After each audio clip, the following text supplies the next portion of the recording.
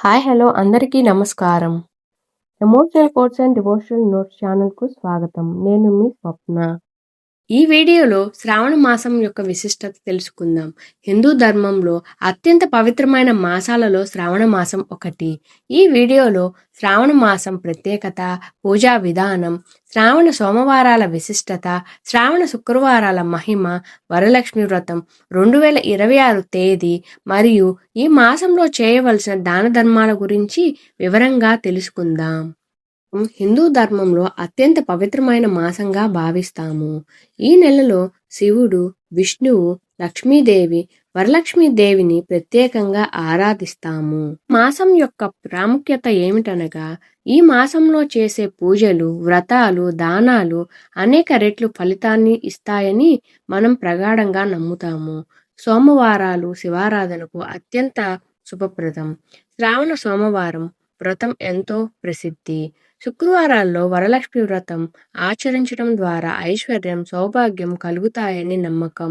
తులసి పూజ, విష్ణు సహస్రనామ పారాయణం చేయడం విశేష ఫలితాన్ని ఇస్తుంది. ఈ నెలలో ప్రకృతి పచ్చదనంతో కలకలలాడుతుంది.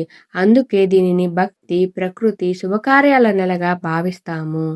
ఆగస్టు 13, 2026 గురువారం రోజున శ్రావణ మాసం ప్రారంభమై 11వ తారీఖు సెప్టెంబర్ 2026 శుక్రవారం నాడు ముగిస్తుంది. శ్రావణ మాసంలో ముఖ్యమైన పూజా విధానం.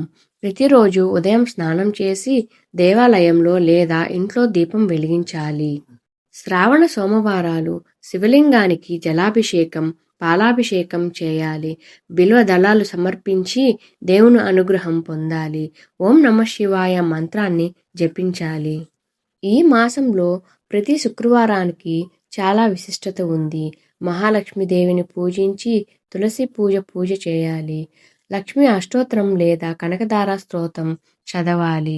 ఈ మాసంలో వచ్చే 2వ శుక్రవారం వరలక్ష్మి వ్రతంగా జరుపుకుంటాము. ఆగస్టు 21, 2026 శుక్రవారం రోజున ఈ వరలక్ష్మి వ్రతం చేసుకోవాలి. దాన ధర్మాలు అనగా అన్నదానం, వస్త్రదానం, గోదానం వంటి దానాలు చేయడం శుభప్రదం. శ్రావణ మాసంలో భక్తితో చేసే ప్రతి ప్రార్థన భగవంతుని అనుగ్రహానికి మార్గం అవుతుంది. జై శ్రీమాత్రే నమః. మరిన్ని వీడియోస్ కోసం మా ఛానల్ను సబ్స్క్రైబ్ చేసి కామెంట్స్ని అందిస్తారని కోరుకుంటూ మీ ఎమోషనల్ డివోషనల్ ఛానల్ స్వప్న.